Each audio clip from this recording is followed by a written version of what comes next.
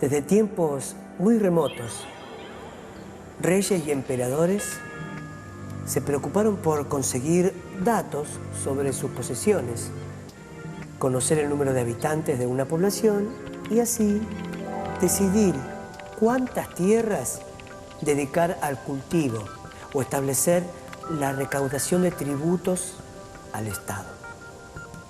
De ahí surge el nombre de estadística, que comenzó como una parte de la aritmética aplicada a problemas en los que los números se usaban para el conteo y el registro de datos de las poblaciones. Recién en el siglo XVII, un inglés llamado John Grant, dueño de una tienda, inspirado por unas tablas de mortalidad que semanalmente se editaban en las parroquias, estudió los casos de defunción por accidente, suicidio y enfermedades varias. Como resultado de ese trabajo, publicó un pequeño libro que le sirvió para que el rey lo nombrara miembro de una importante sociedad científica. El libro fue tan novedoso que puede considerarse precursor de la estadística como ciencia. Un médico amigo llamado William Petty, el hombre que más contribuyó al desarrollo de la economía política, continuó con los estudios de Grant y escribió sobre medicina, matemáticas, política y economía. Sus estudios sobre la probabilidad de supervivencia del hombre a determinadas edades resultaron una importante contribución para que a finales del siglo XVII nacieran las compañías de seguros de vida. El nombre que Petty dio a la nueva ciencia, que hoy conocemos como estadística, resulta curioso. La llamó aritmética política y la definió como el arte de razonar por medio de cifras sobre las cosas que se relacionan con el gobierno. Hoy en día la estadística tiene un campo de aplicación muy amplio y es una de las disciplinas matemáticas que más utilidad tiene en otros ámbitos del conocimiento. Es difícil imaginar una ciencia o un campo profesional cuyos conocimientos no se construyan sobre bases estadísticas. Se usan estadísticas en las ciencias sociales, en demografía, para tener disponibles datos sobre la esperanza de vida o la composición de las poblaciones.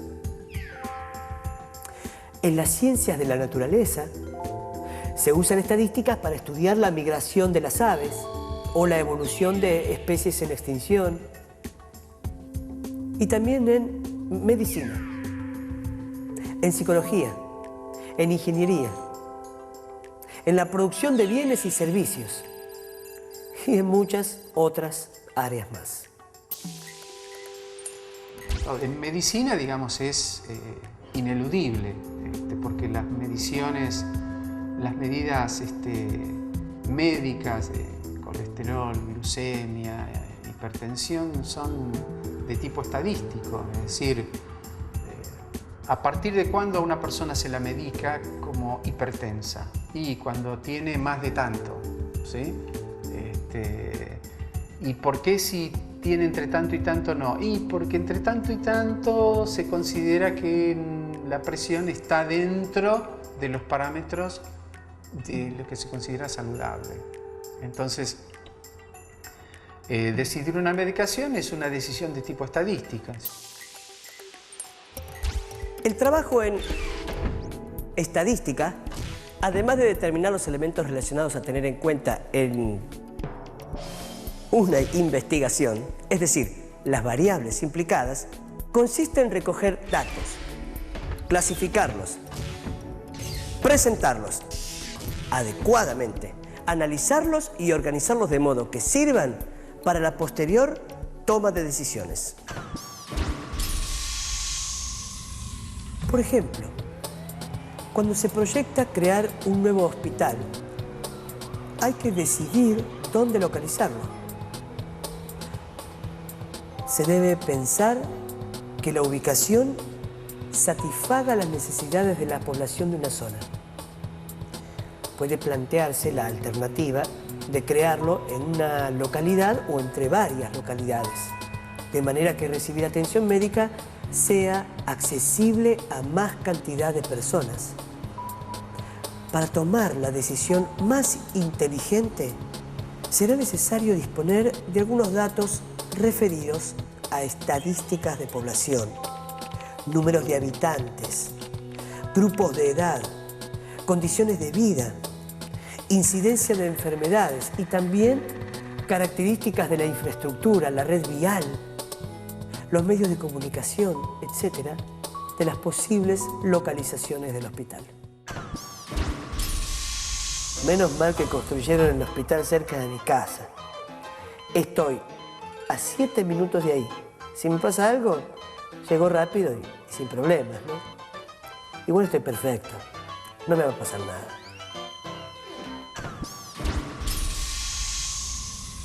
En muchas ocasiones es necesario poder predecir con cierta aproximación el comportamiento esperado de sucesos futuros. Por ejemplo, un comerciante que quiere formar un stock de determinados artículos necesita prever la futura demanda de esos artículos entre sus potenciales compradores. Para eso se formularán distintas preguntas con relación a los costos aproximados según la cantidad de unidades, el gusto de los consumidores, la durabilidad de los artículos, la situación económica de los posibles consumidores, etc. El comerciante tiene un conocimiento sobre lo que sucedió en el pasado con las compras de ese producto y algunos datos del presente, como la cantidad de posibles compradores a los que se destina ese producto. Sobre esa base, saca conclusiones en relación a cuánto van a demandar esos compradores y, en consecuencia, decide qué cantidades necesita para formar el stock. Aunque el comerciante no lo sepa, está actuando con mentalidad de estadístico, ya que para hacer su previsión debe recurrir a los datos de su experiencia anterior, considerar los registros y tomar decisiones a partir de ellos, es decir, partir de hechos y comprobaciones experimentales para inducir conclusiones generales sobre la situación que se estudia y tomar decisiones en consecuencia. Raulcito, compinche. Hola, compadre. ¿Y qué pensás de lo que te dije? Raulcito es un amigo con el que estamos trabajando en un proyecto. Estuve pensando y me parece que tenés razón, ¿sabes? El local es preferible ubicarlo en la avenida, porque ahí va a haber más clientes. Claro. Y además ya tenemos las experiencias de esa librería que habíamos abierto en aquella calle tan poco transitada. No nos venía a comprar nadie. Bueno, más canudo entonces. Quedamos así, mañana hablamos sobre qué lugar nos conviene hacer las impresiones de las fotos. ¿Dale? Dale, dale. Mañana te llamo. Te llamo yo, ¿eh? Chao, un abrazo. Cuídate. Chao.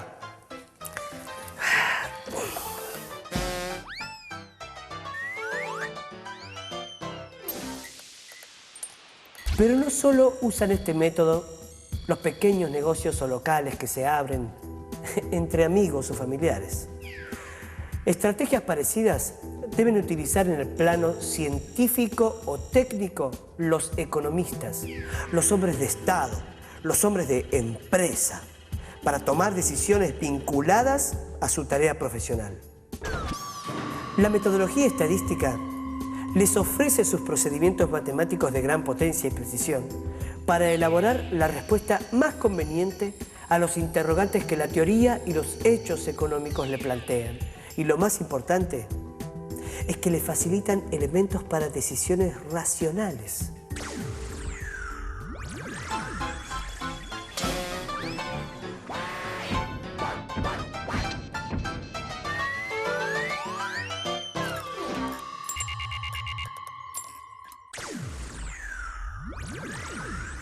La estadística tiene como objeto el estudio de conjuntos numerosos, es decir, colecciones con muchos elementos que pueden ser personas, acontecimientos, situaciones, objetos varios, Cada uno de estos conjuntos conforma una población o universo.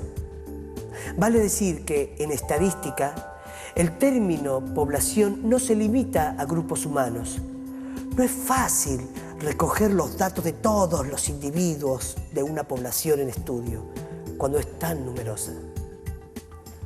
Por eso es necesario considerar un conjunto menor de ese universo, al que los investigadores llaman muestra. En el caso, digamos, del alumnado, la población de estudio serían los alumnos de una determinada universidad, por ejemplo.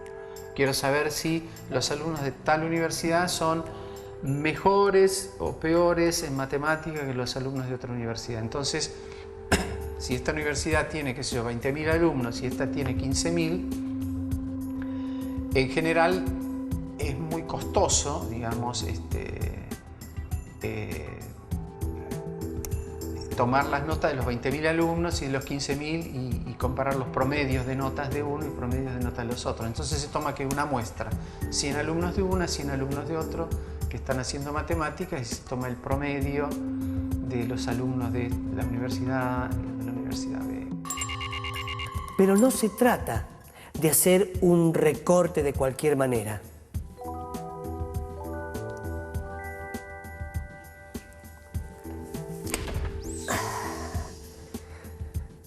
Al elegir la muestra, hay que tener ciertos cuidados para que las conclusiones a las que se llegue a partir de ella sean válidas para la totalidad de la población. Si para una campaña de prevención de enfermedades se quisieran estudiar las características físicas como estatura y peso de los jóvenes de nuestro país, entre 14 y 17 años, no sería posible recoger los datos de todos y cada uno de los individuos de esa edad. Por eso es necesario restringirse a tomar una muestra. La estadística establece ciertas condiciones para determinar la muestra con el objetivo de asegurar que las conclusiones que se logren sean representativas del grupo total. Esto es porque el proceso de muestreo o selección de un pequeño grupo respecto de uno mayor supone que la muestra considerada posee las características del grupo mayor y que para su selección se tomaron en cuenta los procedimientos estadísticos que garantizan esa representatividad. Una vez recogidos los datos de la muestra, organizados y estudiados con los recursos matemáticos que ofrece la estadística, es conveniente describir un grupo de observaciones con un solo número. Es decir, un valor que sea representativo del comportamiento de toda la población en estudio.